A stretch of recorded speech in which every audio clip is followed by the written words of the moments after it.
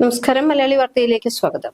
നെയ്യാറ്റിൻകരയിൽ പൂജാരിയായ 69കാരനെ മക്കൾ സമാധി പീഠത്തിൽ അടക്കിയ സംഭവത്തിൽ അടിമുടി ദുരൂഹത തുടരുന്നു. മൊഴികളിലുള്ള പൊരുത്തക്കേടുകൾക്ക് പുറമെ ഇപ്പോൾ എല്ലാ ചോദ്യത്തിനും ഒരൊറ്റ ഉത്തരം മാത്രമേ മക്കളുടെ പക്കലുള്ളൂ. എല്ലാം ഭഗവാൻ പറഞ്ഞു തരും എന്ന വാക്കിൽ ഉറച്ചു നിൽക്കുകയാണ് മക്കളിപ്പോൾ. ഗോപൻ സ്വാമി അതീവ ഗുരുതരാവസ്ഥയിൽ കിടപ്പിലായിരുന്നു എന്നാണ് ബന്ധുക്കൾ പോലീസിന് നൽകിയ മൊഴി. എന്നാൽ ഇയാൾ നടന്നുപോയി സമാധിയായി എന്നാണ് കുടുംബത്തിന്റെ മൊഴി. ഷുഗറിന്റെയും രക്തസമ്മർദ്ദത്തിന്റെയും മരുന്നുകളും ഭക്ഷണവും കഴിച്ച ശേഷമാണ് അച്ഛൻ സമാധിയാകാൻ പോയതെന്നാണ് മക്കൾ പറയുന്നത്. നെയ്യാറ്റിൻകര ആറാലുമൂട് ചന്തയ്ക്ക് എതിർവശം കാവുവീളാകം കൈലാസനാഥ ക്ഷേത്രം സ്ഥാപകൻ കാവുവീളാകം സിദ്ധൻ വീട്ടിൽ മണിയൻ എന്ന ഗോപൻ സ്വാമിയുടെ മരണത്തിലാണ് നാട്ടുകാർ സംശയമുന്നയിക്കുന്നത്. ഗോപൻ സ്വാമി കുറച്ചു നാളുകളായി രോഗബാധിതനായി കിടപ്പിലായിരുന്നു. കഴിഞ്ഞ വ്യാഴാഴ്ച ഗോപൻ സ്വാമി സമാധിയായി എന്ന് കാട്ടി മക്കൾ വീടിനു മുന്നിൽ ബോർഡ് സ്ഥാപിച്ചു. അപ്പോൾ മാത്രമാണ് ഇദ്ദേഹം മരിച്ചു എന്ന വിവരം നാട്ടുകാർ അറിയുന്നത്. തുടർന്നാണ് നാട്ടുകാർ പോലീസിൽ വിവരം അറിയിച്ചത്. ദുരൂഹതയകറ്റാനായി മൃതദേഹം പുറത്തെടുത്ത് പോസ്റ്റ്മോർട്ടം ചെയ്യണമെന്നും ഇതിനായി കളക്ടറുടെ അനുമതി തേടിയിട്ടുണ്ട് എന്നും പോലീസ് അറിയിച്ചു. അനുമതി ലഭിക്കുന്ന മുറയ്ക്ക് RDOയുടെ സാന്നിധ്യത്തിൽ മൃതദേഹം പുറത്തെടുത്ത് പോസ്റ്റ്മോർട്ടം ചെയ്യും. ഇതു സംബന്ധിച്ച് തിങ്കളാഴ്ചയാകും കലക്ടറുടെ ഉത്തരവുണ്ടാവുക എന്നാണ് പറഞ്ഞിരുന്നത്. എന്നാൽ ഇന്നു തന്നെ ചിലപ്പോൾ കല്ലറ പൊളിക്കാൻ തീരുമാനമായേക്കുമെന്നാണ് ഉദ്ദേശിക്കുന്നത്.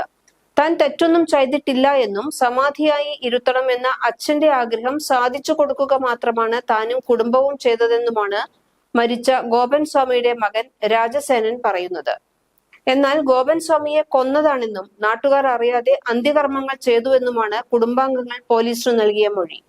ഇതോടെയാണ് കല്ലറ തുറക്കാൻ പോലീസ് തീരുമാനിക്കുന്നത്. കളക്ടർ ഇന്ന് ഉത്തരവിട്ടാൽ ഫോറൻസിക് വിദഗ്ധരുടെ സാന്നിധ്യത്തിൽ കല്ലറ തുറന്ന് പരിശോധിക്കും. മരണകാരണം പോസ്റ്റ്മോർട്ടത്തിൽ വ്യക്തമായാൽ മാത്രമേ പോലീസ് ബന്ധുക്കളെ ഉൾപ്പെടെ ചോദ്യം ചെയ്യുന്ന നടപടിയിലേക്ക് കടക്കുകയുള്ളൂ.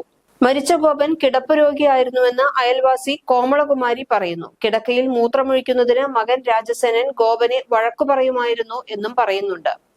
അർദ്ധരാത്രിയിൽ ആഭിചാര കർമ്മങ്ങൾ ചെയ്യുമായിരുന്നു. രാത്രിയാണ് ക്ഷേത്രത്തിൽ വിളക്കു കത്തിക്കാറുള്ളത്. വീടിന് സമീപത്തു തന്നെയാണ് ഈ ക്ഷേത്രം. നേരത്തെ മോഷണ കേസിൽ ഗോപന്റെ മകൻ രാജസേനനെ പോലീസ് കസ്റ്റഡിയിൽ എടുത്തിട്ടുണ്ട്. ഇത്രയും വിവരങ്ങളാണ് അയൽവാസികൾ ഇപ്പോൾ പോലീസിനോട് പറയുന്നത്. പാതിരാത്രിയാണ് ഈ ക്ഷേത്രത്തിൽ വിളക്കു കത്തിക്കുന്നത് എന്നും നാട്ടുകാരെ ആരെയും അങ്ങോട്ട് ചെല്ലാൻ സമ്മതിക്കാറില്ല എന്നും ഇവിടെ ജീവിക്കാൻ പേടിയുണ്ട് എന്നും നാട്ടുകാർ പറയുന്നു. നെയ്യാറ്റിൻകരയിലെ സമാധിയിൽ ദുരൂഹതയുണ്ട് എന്നും പോലീസ് അന്വേഷിക്കണമെന്നുമാണ് നാട്ടുകാരുടെ ആവശ്യം. വീടിന് സമീപത്തെ ക്ഷേത്രത്തിനടുത്തായി ഗോപൻ സ്വാമി തന്റെ സമാധി പീഠം നേരത്തെ തയ്യാറാക്കിയിരുന്നു എന്നാണ് മക്കൾ പറഞ്ഞത്. നേരത്തെ തയ്യാറാക്കിയ കോൺക്രീറ്റ് അറയ്ക്കുള്ളിലേക്ക് ഗോപൻ സ്വാമി സ്വയം നടന്നു ചെന്നു ഇരുന്നു എന്നാണ്, അവിടെ വെച്ചു തന്നെ സമാധിയായി എന്നുമാണ് ഇവരുടെ വാദം. അച്ഛന് സമാധിയാകുമ്പോൾ ഇരിക്കാനുള്ള പത്മപീഠക്കല്ല്, ദളക്കല്ല് എന്നിവ 5 വർഷം മുമ്പ് തന്നെ അച്ഛൻ മയിലാടിയിൽ നിന്ന് പ്രത്യേകമായി വരുത്തിയിട്ടുണ്ട്. എന്നാൽ ഇന്നലെയാണ് സമാധിയാകാൻ സമയമായി എന്ന് അദ്ദേഹം പറയുന്നത്. ശേഷം സമാധിയാകാൻ എല്ലാ ഒരുക്കങ്ങളും പൂർത്തിയാക്കിയിരുന്ന ഇടത്തേക്ക് പോവുകയായിരുന്നു. അവിടെ പീഠത്തിൽ പത്മാസനത്തിൽ ഇരുന്നു. ശേഷം എന്നെ അനുഗ്രഹിച്ചു. പിന്നാലെ പ്രാർത്ഥിച്ച് യോഗകലകളിലൂടെ പ്രാണശക്തികളെയെല്ലാം ഉണർത്തി. ഓരോ അനാഗത ചക്രത്തിലും ഓരോ കലകളെ ഉണർത്തി. പ്രാണായാമം ചെയ്ത് കുംഭകം ചെയ്ത് അച്ഛൻ ബ്രഹ്മത്തിലേക്ക് ലയിക്കുകയാണ് ചെയ്തത് എന്നാണ് രാജസേനന്റെ മൊഴി. ആ സമയം ആ പ്രവൃത്തി ആരും കാണാൻ പാടില്ല. ഞാൻ ചെയ്തത് തെറ്റല്ല. എനിക്കതിൽ പൂർണ്ണ വിശ്വാസമുണ്ട്. നാട്ടുകാർക്ക് ഇതൊന്നും മനസ്സിലാവില്ല. വ്യാഴാഴ്ച രാവിലെ 11:30-ക്കാണ് അദ്ദേഹം സമാധിയായത്. എന്റെ സഹോദരൻ ആ സമയത്ത് ജോലി സ്ഥലത്തായിരുന്നു. വിളിച്ച് അറിയിച്ചതിനു പിന്നാലെ പൂജയ്ക്കായുള്ള സാധനങ്ങളുമായാണ് എത്തിയത്.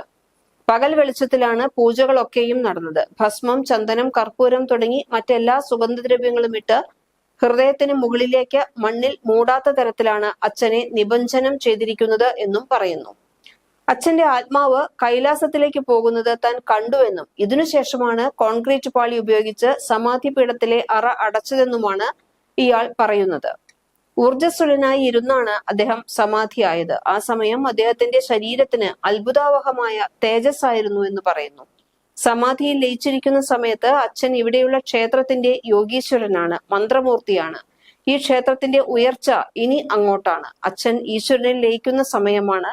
ചടങ്ങുകളെല്ലാം കഴിഞ്ഞ് ശനിയാഴ്ച വെളുപ്പിനെ 3 മണിയോടെയാണ് അച്ഛന്റെ സമാധി വിവരം അറിയിച്ചുകൊണ്ടുള്ള പോസ്റ്ററുകൾ ഇവിടെ പരിസര പ്രദേശങ്ങളിലെല്ലാം ഒട്ടിച്ചത്. ഇതിനു പിന്നാലെയാണ് ഈ ക്ഷേത്ര ട്രസ്റ്റിലുള്ള ഭാരവാഹികൾ രാവിലെ തന്നെ ഇവിടെ വന്ന് പ്രശ്നമുണ്ടാക്കിയത് എന്ന് മകൻ രാജസേനൻ പറയുന്നു. നിലവിൽ സമാധിപീഠം സ്ഥിതി ചെയ്യുന്ന സ്ഥലം പോലീസ് സീൽ ചെയ്തിരിക്കുകയാണ്. അതേസമയം ഗോപൻ സ്വാമി ഏതാനും നാളുകളായി കിടപ്പിലായിരുന്നു എന്ന് നാട്ടുകാർ ഉറപ്പിച്ചു പറയുന്നുണ്ട്. വീടിന് സമീപത്തെ ക്ഷേത്രം ഗോപൻ സ്വാമി തന്നെ പണി കഴിപ്പിച്ചതാണ്. ഏതാനും നാളുകളായി ക്ഷേത്രം അടച്ചിട്ട നിലയിലായിരുന്നു. ഇതിനിടെയാണ് ഗോപൻ സ്വാമി സമാധിയായി എന്ന ബോർഡ് വീടിന് മുന്നിൽ സ്ഥാപിച്ചതെന്നും അപ്പോഴാണ് മരണവിവരം അറിയുന്നതെന്നും സമീപവാസികൾ പറഞ്ഞു. വ്യാഴാഴ്ച രാവിലെ 11 മണിയോടെയാണ് ഗോപൻ സ്വാമിയുടെ മരണം സംഭവിച്ചത് എന്നാണ് മക്കളുടെ മൊഴി. എന്നാൽ കിടപ്പിലായിരുന്നതിനാൽ ഗോപൻ സ്വാമിക്ക് സ്വയം നടന്നുവന്ന് സമാധിപീഠത്തിലിരിക്കാൻ കഴിയുമോ എന്നതാണ് നാട്ടുകാരുടെ സംശയം.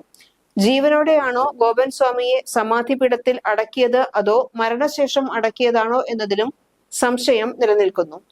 ക്ഷേത്ര സ്ഥാപകനും പൂജാരിയുമായ ഗോപൻ സ്വാമി നേരത്തെ ചുമട്ടുതൊഴിലാളിയായിരുന്നു. പിന്നീടാണ് ക്ഷേത്രം സ്ഥാപിച്ച് പൂജ ആരംഭിക്കുന്നത്. നേരത്തെ ക്ഷേത്രത്തിലേക്ക് ആളുകളൊക്കെ വന്നിരുന്നു. പക്ഷേ ഏതാനും നാളുകളായി ക്ഷേത്രം അടച്ചിട്ട നിലയിലായിരുന്നു. ഗോപൻ സ്വാമിക്ക് ഭാര്യയും 3 മക്കളുമാണ് ഉള്ളത്. ഇതിൽ ഒരു മകൻ നേരത്തെ മരിച്ചിരുന്നതായും സമീപവാസികൾ പറയുന്നുണ്ട്. ഇതിനിടെ സംഭവത്തിൽ തിങ്കളാഴ്ച രാവിലെ ഗോപൻ സ്വാമിയുടെ മകനോട് പ്രതികരണം തേടിയപ്പോൾ എല്ലാം ഭഗവാനോട് ചോദിക്കൂ എന്നാണ് ഇയാളുടെ പ്രതികരണം. ന്യൂസ് ഡെസ്ക് മലയാളി വാർത്ത.